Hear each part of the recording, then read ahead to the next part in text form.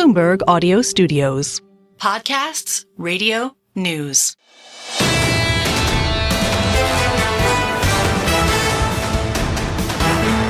The Federal Reserve decision we're looking for is an interest rate cut on the FOMC of about 25 basis points. With that decision is Mike McKee. You got it, John. A quarter-point cut in the Fed's benchmark interest rate, a few changes to the statement, and that's about it from the Fed. The target range now 4.5% to 4.75%. There is no change to balance sheet policy. The decision this time unanimous, as September dissenter Mickey Bowman voted for this rate cut.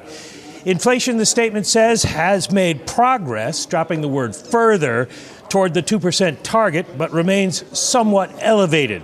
No longer included the assertion that the committee has gained greater confidence that inflation is moving sustainably toward 2%. The economic assessment suggests a slightly weaker labor market, noting that since earlier this year, labor market conditions have generally eased and the unemployment rate has moved up, but remains low. Still, the statement repeats September's view that risks to achieving its employment and inflation goals are roughly in balance. The rate cut today is in support of its goals instead of September's in light of the progress on inflation and the balance of risks. Policymakers note again they will consider additional adjustments to their benchmark rate, but offer no further guidance beyond that. There is no mention of politics in the statement. That will be up to Chairman Powell in about a half hour. And Mike McKee, it'll be up to you, sir, to ask the questions. How many questions do you expect are going to be leading with the events of this week and not this decision? How much of this is going to be about the politics at 2:30, Mike? I would imagine quite a bit would be, and maybe we want to check the Las Vegas over-under line for that. But he's not going to say anything. He's not going to respond. So the question is, how many different ways can we ask, and how many different ways will he parry the question? 60 minutes of that. Looking forward to it. Michael McKee, you've got to run. I know that news conference begins in about 28 minutes' time. So no big changes to the statement. 25 basis point rate cut as expected. And when you see something like that, you're not looking for a big change in the market either. We stay higher on the S&P 500 by about 0.6%. Yields are still a little bit lower. On a 10-year, we're still down by 8 basis points, 4.35. And in foreign exchange, the euro gives up a little bit of the move, but still positive on the session. Lisa, 107.84 on euro dollar. I think it's interesting that the Federal Reserve removed a reference to gaining confidence in inflation and saying that labor market conditions have generally eased. Honestly, to me, you're looking at this and on the margins, just setting the stage to potentially be a little less dovish. And that is the tone that I really am curious to hear in the press conference. With us around the table, Bob Michael of JP Morgan, and a man who's seen it all before, the former Fed Vice Chair, Rich Clarida. Rich, I want to start with you, and not on the 25 basis point rate cut. You lift the tariffs of Trump in Volume 1 on the Federal Reserve. How did you handle it then? How much scenario analysis did you do ahead of time? How do you think this chairman's going to handle it in the months to come? Well, the staff did good work, and some of that's in the public domain now, comes out every 5 years. The reality is, during my time at the Fed, inflation was running a little bit below target. The tariffs that were put in place made the headlines, but they didn't really push up inflation very much. You know, the devil will be in the details, I think, both on trade policy and fiscal policy. And I don't think they need to make any big decisions at this meeting or the next meeting about how they'll strategize for 2025. Vice Chairman, I want to go to the politics of the moment. We're not going to get an answer from Jerome Powell, so we're going to get it from you right now. Harry Truman, 1950, before William McChesney Martin saved the day. I quote, President Truman, I hope the board will not allow the bottom to drop out from under securities. If that happens, that is exactly what Mr. Stalin wants. We've had this pressure before, and you and your brethren are going to get the pressure this time from President-elect Trump. How does the Fed deal with it?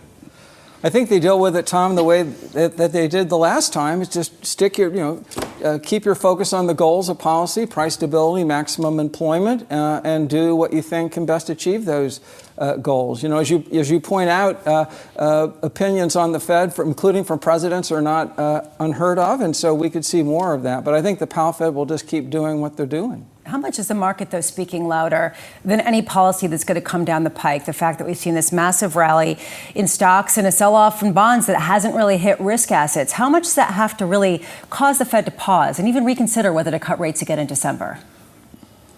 Good point. I do think financial conditions are obviously an input to policy, but I would hope the Fed does not convey the impression that they're too sensitive to financial conditions, because they can rise and fall for a number of reasons. My own sense of what we're seeing this week is some of it is not so much more stimulus down the road as more certainty that the existing 2017 tax bill is going to be extended, right? So it's the absence of a tax hike as opposed to necessarily a tax cut. And I do think the deregulation piece of this is also important. So we've certainly seen a level set. I wouldn't necessarily extrapolate this from here. We'll just have to see how this plays out. Either way, what we've heard is just that the deficit is likely to expand. Yeah. It's been one of the main stories and consistency throughout all of the analysis.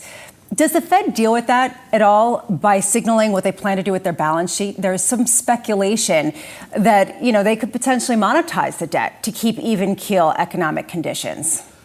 Well, certainly there would be that pressure, but I have high confidence that they would resist that. Look, the Fed is judged primarily on whether or not it achieves the inflation target. And when inflation's getting to 2%, that's really the focus. I think monetizing the debt is something that have done on a sustained basis is inconsistent with the inflation target. You do raise another point, though, which is a good one, Lisa, which is the fact that they are doing QT right now. During my time there, the Fed stopped QT about the time that it cut rates in 2019. So the Powell Fed's continuing to shrink the balance sheet.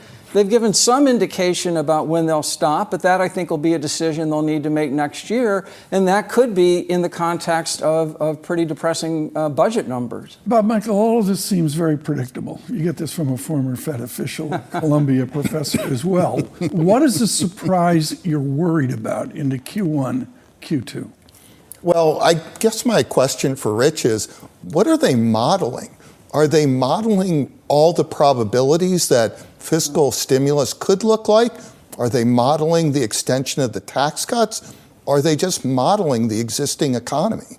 Well, I guess the short answer is I don't know. We'll find out in 5 years. My sense, though, is certainly if I were there, what I would be focused on is a scenario where you may get a tariff. And then the question is that inflationary or is it a price level effect? Or in the wonkiness of central bankers, are there second round effects? Chris Waller, who I have enormous regard for, worked with Chris, gave a speech several months ago or a Q&A, maybe on Bloomberg, in which he said, look, a tariff is a one-time increase in the price level. It's not necessarily inflationary. So I think if I were there, I'd be wanting to see, will that play out in various scenarios? But beyond that, right, the details will matter. Well, my chart of the day is Jim Bianco had a fabulous chart showing the inflation, Bob Michael, coming out of 2021-22. And yeah, it's noodling along right now. The economists like Clarida are looking at the noodling along right now. And the public that just voted for Donald Trump is looking at the jump condition in inflation on a level change. Where are we going to be in 2025? Are we going to be looking at level change in the memory of it? Or are we going to be noodling along feeling happy? Well, we're not going to feel happy because there's no deflation. We're not going to feel happy because by the end of 2025, there will be tariffs and some of that will be passed along to the consumer. We're not going to be happy because I don't think there will be additional tax cuts, maybe on tips and overtime and corporate tax cuts in 2025. I think that's a 2026 issue. So we're not going to be real happy with further improvement in inflation. To me, I took the same thing Lisa took away. They dropped gaining confidence in inflation out of the statement. To me, that was an acknowledgement of a change in potential fiscal policy. Do you think that means potentially they won't cut even in December? No, there is, how do you get from here to there? Yeah. It could be a number of quarters. You've got to preserve the economy in some sort of steady state. We're too high right now. If I could jump off preserve, I think Jay Powell will want to preserve optionality for 2025. A lot can happen. It'll be more tricky in December because there's the dots. And so whatever the dots show, there will be questions about how confident the Fed is on that path. And I would suspect today he will begin to lay out a path to give themselves a lot of optionality in December as well. Rich, this is important. Yeah. You think they begin to communicate or at least open the door to have the option to pause in December? And that starts today? I do. It may be subtle, but I do. Help me understand what that sounds like at 2:30. What does he say? What kind of language should we look for? Since there is no SEP today, I would imagine, well, again, hypotheticals will know. A hypothetical would be a question about next year. And The chair will say something along the lines of it's too soon to make a judgment, and we'll be looking at the incoming assessment. And he'll remind folks that the rate path in the SEP is conditional on inflation continuing to come down. If there is a risk that it doesn't, that would factor into the rate path. So it's more not so much about getting into scenario details as it is, look, the rate path depends on continued progress on inflation or disinflation. If you are just joining us, welcome to the programme. A 25 basis point reduction of the Federal Reserve, a news conference with Chairman Powell in about 20 minutes' time. Joining us now is Diane Swonk of KPMG. Diane, a 25 basis point reduction, and welcome to the programme. At a time where the data is still holding up, jobless claims are still quite low, do they have the luxury of waiting, of setting up a pause in December? Well, I do think they're going to be, exactly as everyone has said, that they want optionality. I think they're still going to cut again in December. That said, the Fed wants to start talking about calibrating rate cuts to the economy, and they're not going to be wanting to pull rate cuts, do as many rate cuts sequentially, I think, in 2025. And optionality, as Rich said, is going to be number one issue because they don't know exactly what the policy will be, when policy will change, how it will affect the economy, and that is going to matter. Exactly as Rick stated, that the certainty on the dot plot in December is going to be really uncertainty. And I think one of the greatest challenges that the Fed now faces is communication. This is not a period where you can give a lot of forward guidance because of the uncertainty on the course of policy going forward. Dan Swonk, I was thunderstruck by the shift across the blue wall towards Mr. Trump. We all saw it. Frankly, we saw it out in Long Island, here in New York as well. There seem to be a haves and a have-nots here within this election. How does Mr. Powell address both groups into 2025? How does he aggregate and make a constructive policy for the people flat on their back that voted for Donald Trump? Well, at the end of the day, and Rich has made this point, and I agree with them, at the end of the day, the Fed's job is price stability.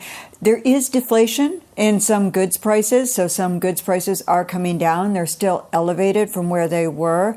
I do worry about shelter costs and whether or not those can really come down like many would like, and that is a problem. And also insurance costs. Those are more structural in nature. But at the end of the day, it's the Fed's job, one way or the other, to get enough prices to fall to get to that price stability, but to get inflation to no longer be number one issue. I think that's going to be more challenging as we get into 2026. I agree wholeheartedly that the bulk of the policy shifts that we see, especially in terms of fiscal policy, are not likely to hit till 2026. And I don't expect a lot more than the extension of the tax cuts that we had with maybe some additional corporate tax cuts. But we will see.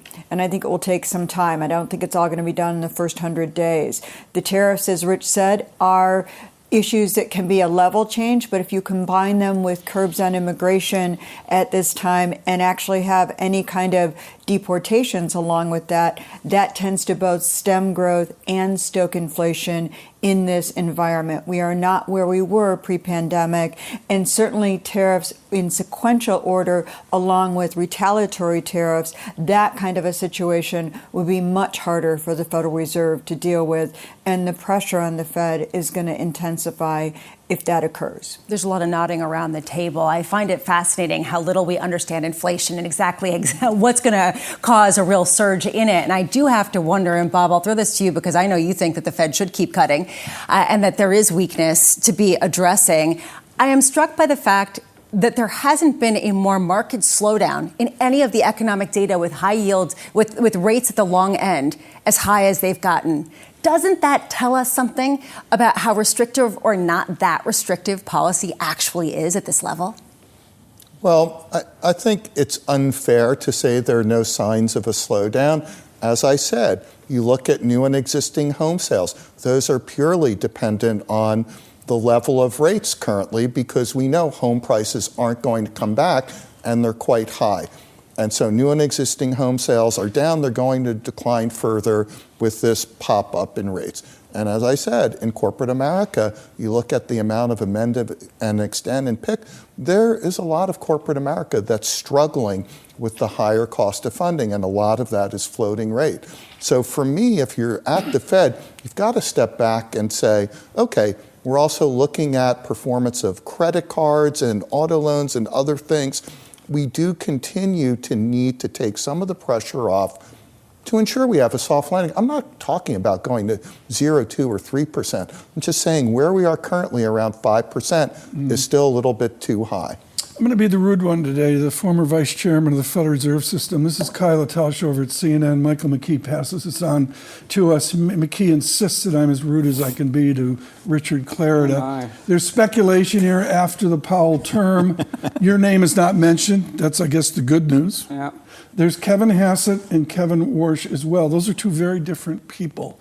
What kind of person do we need to run the Fed into the Trump administration? Do we need a monetary expert like you on DSGE, or can we use someone like Warsh who's more a part of the regulatory and Wall Street system? Well, I would also throw in Chris Waller's name as well. It's certainly beyond my list. Want to throw in Richard Clarida's name as well while we're here making some news? Look, I think that there is no one cookie cutter job description. I think that Jay Powell's been an incredibly successful Fed chair, Ben Bernanke, Janet Yellen, so you can certainly come from a background. What I would say about it is that in the world today, it's not just hiking and lowering rates. There's the communication piece we talked about. There is the supervision and regulatory piece that is not just only about banks. It's about how the economy functions. And so it requires a special skill set and a special person. But all the names you mentioned would be good choices. I just wanted to cross over to Dan Swung just to fit in a final question before you run away, Dan. We always ask you this question. If you had a question for the chairman today in the news conference, Dan, what would it be?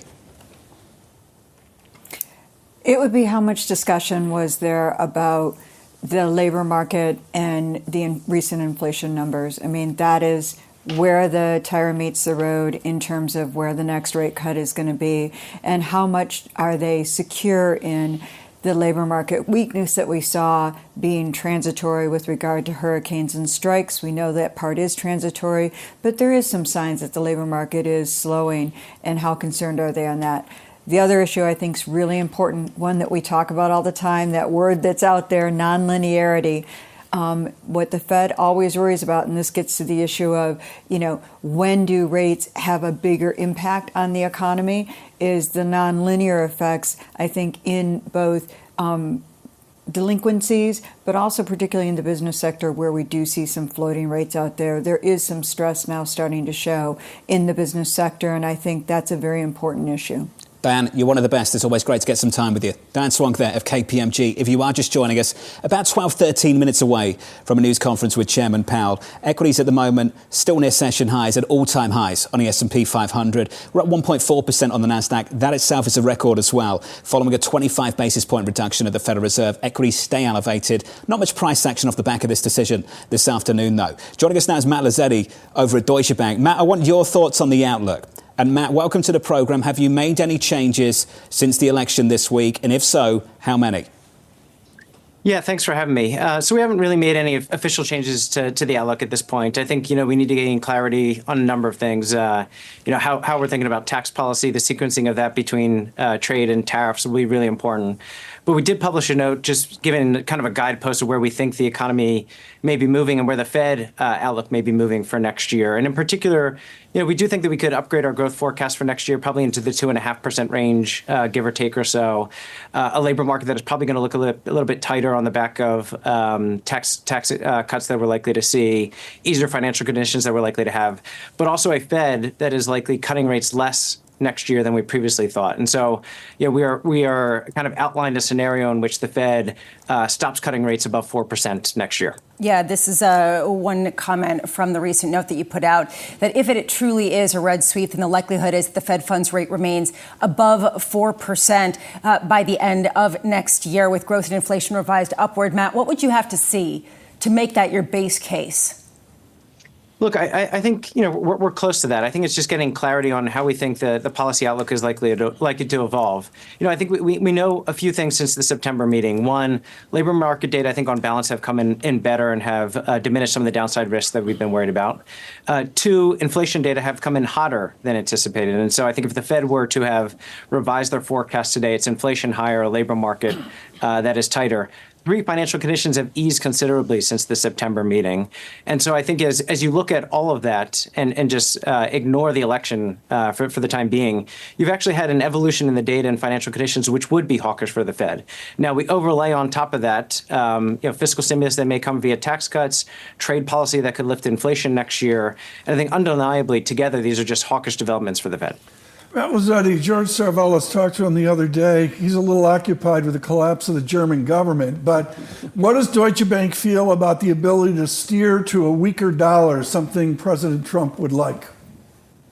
Yeah, I'm not sure that that's actually something that's going to be a key policy objective of the Trump administration. I think some of their tone has changed on that. I think that they have emphasized that the reserve currency is a really important part, that making the U.S. economy a place for investment is a really important part from a policy perspective. Now, certainly, a weaker dollar could help on some of the trade objectives, but I don't anticipate kind of talking down the dollar is going to be a big part of the next administration. Matt, we've been told so many times by so many people that the decision today was an easy one, and that maybe December will be an easy one. When do these decisions start to get hard? So today was easy. I'm not sure December is going to be as easy. Right. If the incoming data continue to point to a labor market that looks resilient and downside risks have diminished, and if we get inflation data that continue to come in a little bit hotter, along with financial conditions that are easy, we are beginning to approach a range of kind of reasonable estimates of neutral from our perspective.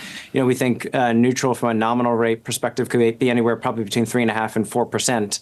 So after this cut, perhaps the December one can come and they can still feel comfortable with that. But I really do think that the December meeting is the first one where we probably have a little bit more contentiousness around it because they're approaching neutral. The data look fine, and you do have risk to the outlook where just from a risk management perspective, it could make some sense to slow the pace of cuts. Rich, do you agree with that, especially with the fact that they have to come out with a statement of economic projections, how that makes them, forces them to really write down, codify this idea of a neutral rate north of 4%? Yeah, I think that scenario is certainly a plausible one. But the nuance I would offer is I could see a scenario where they get the funds rate down to around 4 and stay there, not because neutral's 4, but just inflation stuck at 2.5. I don't see the Powell Fed breaking a lot of China to get inflation down from 2.5 to 2 with rate hikes, but they may just pause at a funds rate in the low 4s because inflation's stuck at 2.5. So that's another way that delivers Matt's scenario. Matt, what do you think of the idea of tariffs being inflationary versus not, right? I mean, what are you sort of looking at as the most inflationary aspects of policy that would be maybe a warning sign for the Federal Reserve? Yeah, I think the complications for the Fed next year could be that we have demand-side policy in terms of tax cuts happening with an economy that is already strong, being coupled with supply-side policy via tariffs that would lift inflation. And both of those things being kind of giving you an inflationary outcome where it makes it difficult to disentangle what's happening from a demand side versus a supply side story. Certainly if the Fed was able to identify, they could potentially look through the tariff effects on inflation. But I think that they were probably just less prone to do so for a few reasons. One, inflation is already above their target and is continuing to do so. Two, inflation expectations could be at risk of moving higher. And I think that this is primarily, or even more so, an issue if those tariffs are phased in over time. It makes it more difficult and complicated, I think, to identify the price level shock and makes you a little bit more worried about it factoring into inflation expectations. So, Bob, Michael, if I want to affect the Lozzetti-Claire to move here in bonds, price up, yield down, how far out on duration do I want to be into 2025? Do I want to extend duration? Yeah, I think you do here. I think there are a lot of things to do. That's the kind of interest we're seeing from clients. The municipal bond market is a large part of that. A lot of clients who own municipal bonds have ladders. Stuff is rolling off. Roll it out to 10 years. There's a lot going on in credit. Get out there and invest. You have to recognize there's been a pretty significant backup in yields. We don't know what fiscal policy will look like, and it sure looks like we're not going to see a lot before a year or so. There's some people, Bob, worried about a buyer's strike emerging in the bond market, and I just wonder, with yields at these levels, do we just keep sucking capital away from the rest of the world here in the United States? Because if I'm thinking about the policy coming down the pike, from my perspective and many others as well, if you're investing in America, there's going to be policies to reward it. If you're exporting it, that's a very, very different scenario, trying to export into America. But do we just keep sucking capital away from the rest of the world? Well, yesterday was the perfect evidence of that. There was every reason to hide from the bond market. You had a 30-year auction, and it went flawlessly. Yeah.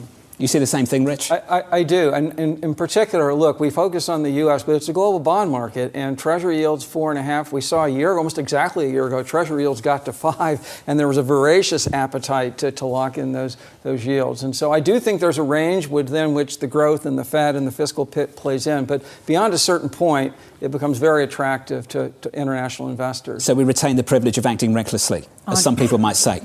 Maybe. Absolutely. Kicking that can down the road. Yeah, although I do wonder what the consequence is of kicking the can down the road and then Germany saying, hey, they're doing it, so we'll do it too. This sounds like a good plan. France, hey, what about us? And all of a sudden you get yields rising higher. And how much does the bond market suck in the capital away from other risk assets? That's the question. No, I'm serious. That's one of my main questions. Some of these European bond markets have learned they're not American. And that has been a painful lesson. Which one in particular? We've seen that in the UK. You had a little sprinkle of that in France. We saw that in the periphery a decade ago. Rich, well, I'm just saying the challenge for many European countries is the countries they'd like to invest on don't have a lot of debt outstanding, like Germany and Switzerland, and the countries that want to borrow have to pay a big premium. So, yeah. I want to cross back over to Matt Lazzetti. Matt, just before you run, what's the best way of getting the chairman to answer a question about the election without answering a question about the election? Because that's all every journalist on the planet right now is thinking, and every single journalist in that news conference will be trying to do. Yeah, I think it's a really difficult one. I think at the moment, Chair Powell has really no incentive to answer any question about what fiscal policy is going to look like. There's so much uncertainty. I think he's going to emphasize data dependence. I guess if you could do it through a few avenues, it would be one, how are they thinking about risks to the outlook as they look ahead, in terms of the policy outlook? That has to factor into how they're thinking about things. Two, I think it was interesting at the September meeting, he noted that the neutral rate has risen, quote unquote, significantly relative to the pre-COVID levels. And I would, just kind of think, if we're getting additional fiscal stimulus on that, how would he view the outlook for the neutral rate as evolving in that type of environment? But to be honest, I think it's difficult to get kind of a solid answer from him about what the election could mean for the outlook at this meeting. Matt, appreciate your time, sir. Matt Lazzetti of Deutsche Bank. About 3 minutes to go until this news conference starts. Rich, you're perfectly placed to answer that question. What would you lean into in this news conference if you were on the other side asking the questions? What would you lean on? I think I'd ask the chair about financial conditions broadly versus the real funds rate, because it does seem over the last year, the committee at some points emphasizes tighter financial conditions. We saw that explicitly in the statement in both November and December of last year. More recently, they've emphasized, well, look, the funds rate's well above the rate of inflation, but at the same time, financial conditions have been getting easier. And it's not necessarily you have to pick one or the other, but get a sense of how he and the committee are thinking about that right now in a global market and in a U.S. market in which it's definitely risk on in the last several days and really for some time now. I've asked this before, but I think it's so important. Where's the animal spirit into 2025? President Trump's going to go, go, go, go. He's going to do that before January, whatever, the inauguration. How goosed is the economy going to be under Trump? Well, I think there is that element at minimum because we did resolve some uncertainty, I think, about the extension of the existing. I would again remind you, if we extend the existing tax cuts, it's very expensive in terms of the way it's scored by the CBO, but it doesn't change anybody's tax rates relative to what they're paying now.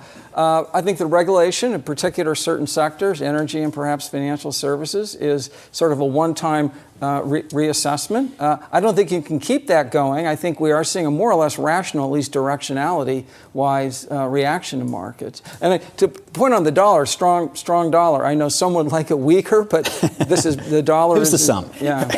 So, Bob, final question. We're about a minute, 90 seconds away from this press conference. How would you get him to answer something about his new balance of risks? I'd ask the question we had gone back and forth on. Ask him, what is your staff modeling now? Because there's the current and expected set of data, and there's the majority probability that there's enormous fiscal stimulus coming down the pike a year from now. What do you model? This has been a fantastic conversation, gents. Bob Michael and a former Fed Vice Chair, Richard Clarida. To the two of you, just absolutely brilliant. Just some takeaways from the last 30 minutes if you're just joining us. Richard Clarida talking about maybe finding some space to generate some optionality going into 2025. And I think there's a consensus around this table as well that the decision gets harder once you get to December, and that this one was an easy one and maybe December is a tricky one? My big takeaway is that the Fed removed the reference in their statement to gaining confidence on inflation at the same time that our esteemed panelists are talking about opening the door in December to either not cutting rates or potentially going forward and maybe not cutting next year. Are you ready for a 45-minute clinic on how to not answer questions? Are you ready for this? I actually am so excited. Is this a certified snooze fest? No, absolutely not. Tension's going to be pretty wild. I think it's going to be one of those news conferences, and Mr. Clarida knows this well, where you have a sheet of paper in front of you, you've got your notes written down, and every time you get that question, 20 different versions of it, that sheet of paper comes up and you read it verbatim and hope they get bored of asking. My favorite is when they have multiple sheets, when Jay Powell has multiple sheets and someone asks a question, you see him going through the papers. Wait, where is... Okay, there's the answer. Have you ever written one of those questions, answer sheets for the chairman? I participated in discussions of press conference briefings, yes. 25 basis point reduction over at the Federal Reserve.